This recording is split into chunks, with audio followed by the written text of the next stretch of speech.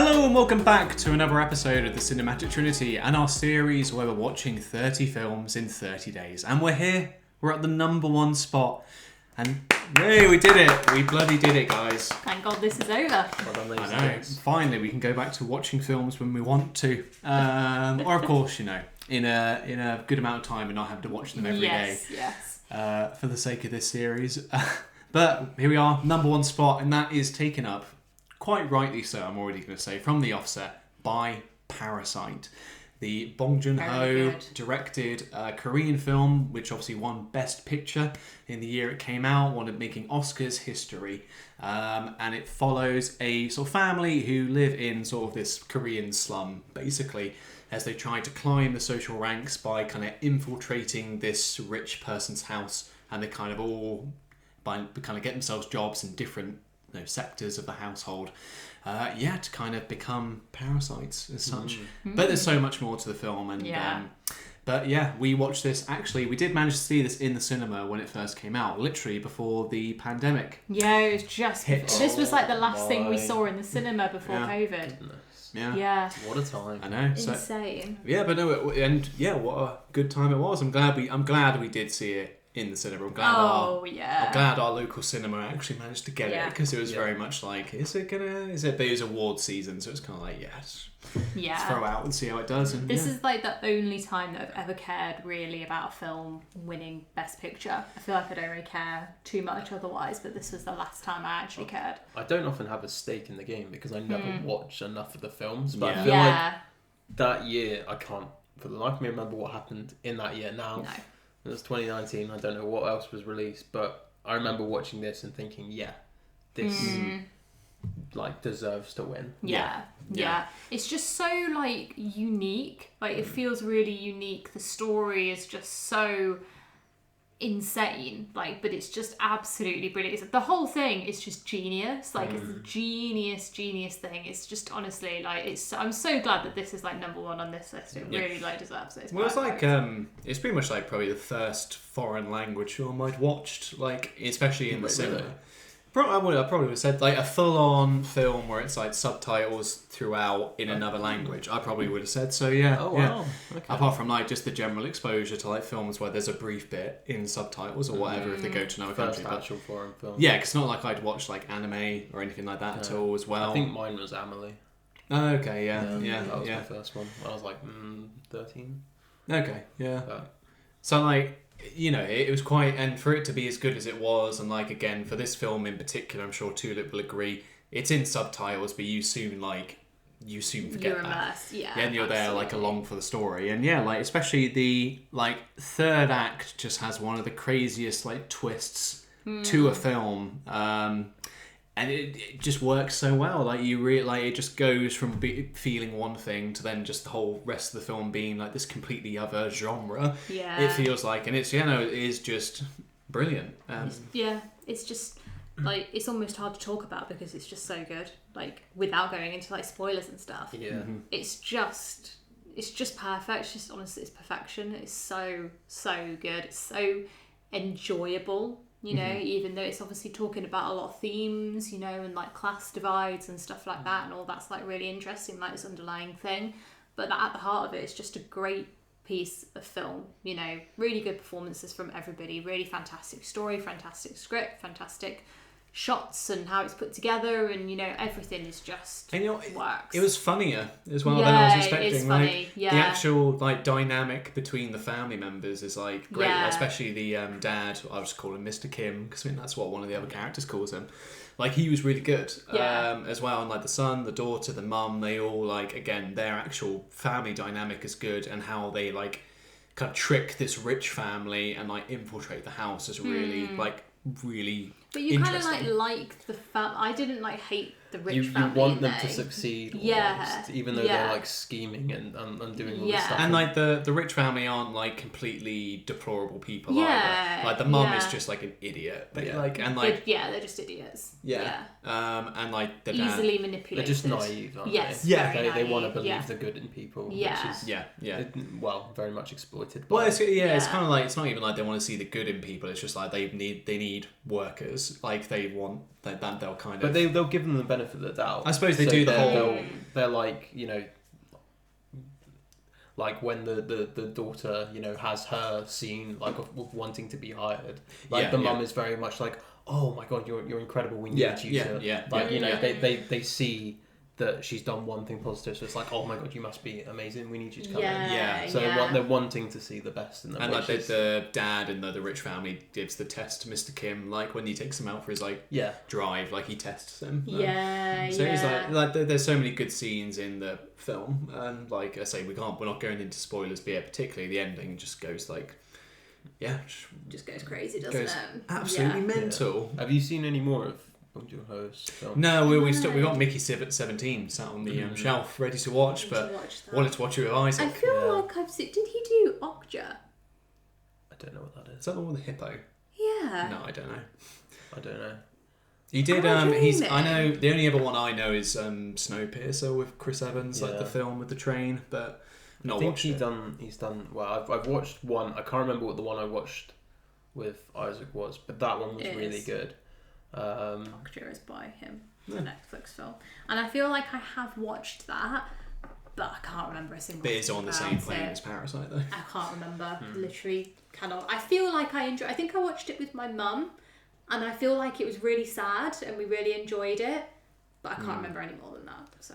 But he is like, across the board, just like really good at what he does, and it's a shame that a lot of like kind of the UK audience, or like the wider world in general, doesn't actually get to see them, because foreign films, I feel like, are just, they're so underseen a lot of the time, which is why it was so prevalent at the Oscars that this one actually managed to win. And I think it gave a lot more of a boost to people actually going, oh, okay, maybe we'll go and watch this. It encouraged more people to go out and do that, which I think is really good and kind of like what cinema is all about.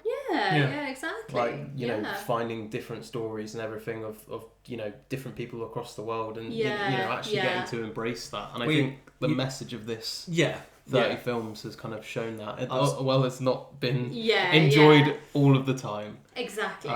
We've still managed broaden our horizons. I was going to say, you think about some of the films we've given higher scores to, like Y2 Mama, Taby Ann, like that was really good. Like, can you call it E2, not Y2? It's E2. Y2K.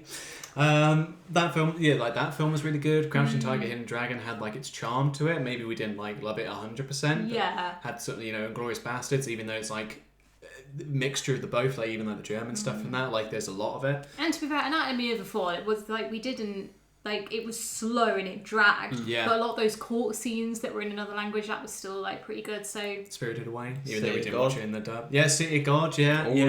Like, there are some real, like, cracking films out there. Yeah. So even if nothing else, the fact that we've been able to take that away from this experience has been, 100%. really great.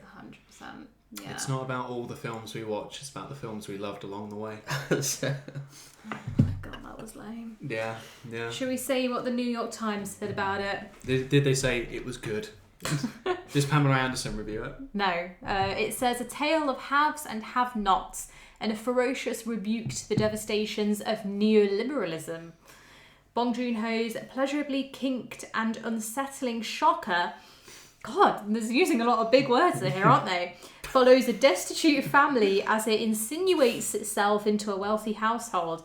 A master of genre, unbound by convention, fluidly shifts between broad comedy, blistering social satire throughout, then lights it all on fire with a paroxysm of tragic violence that's as stunning as it is inevitable.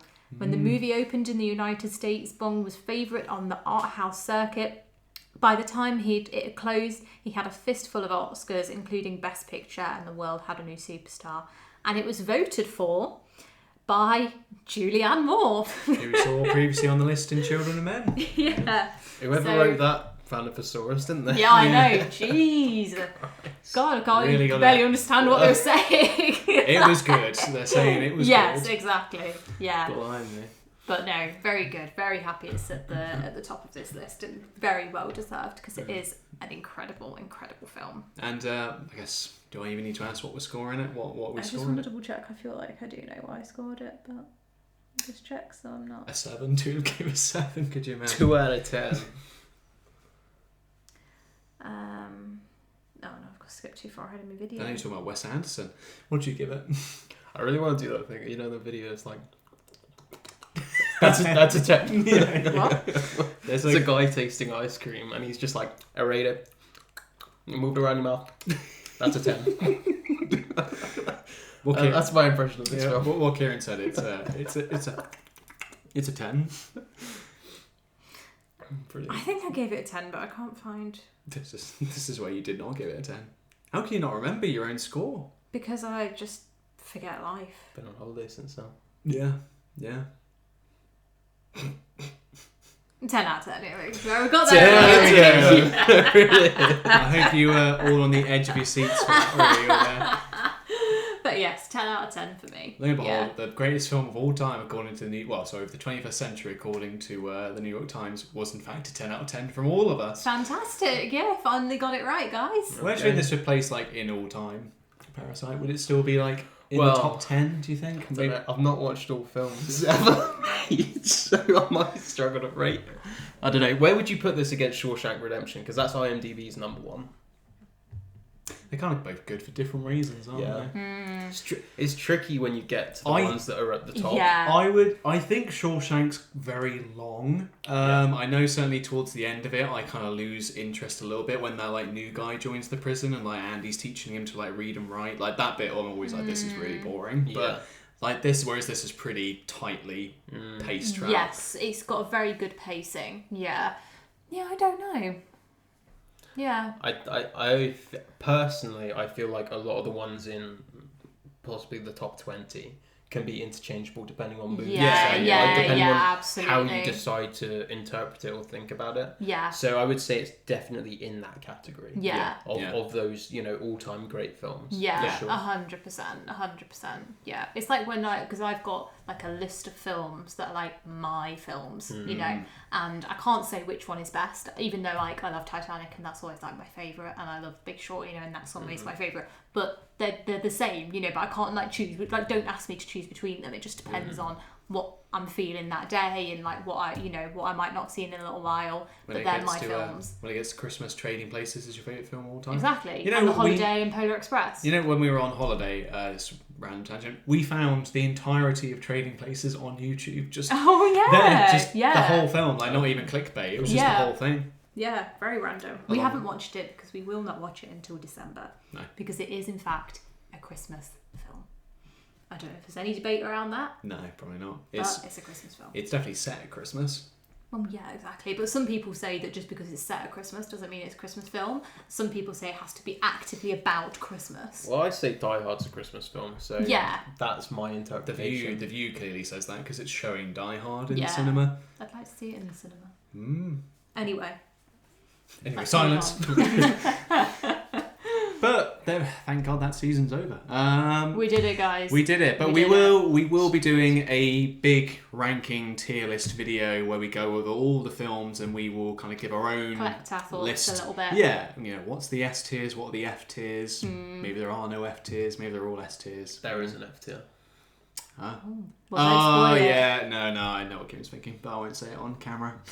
But that'll be in the making, so we'll see that at some point. But thank you very much for joining us on this long journey, everyone. But what did you think about this series? What is your favourite film of the 21st century? Do let us know your thoughts in the comments below. And in the meantime, we'll see you guys in the next normal instalment of the Cinematic Trinity. See you guys later.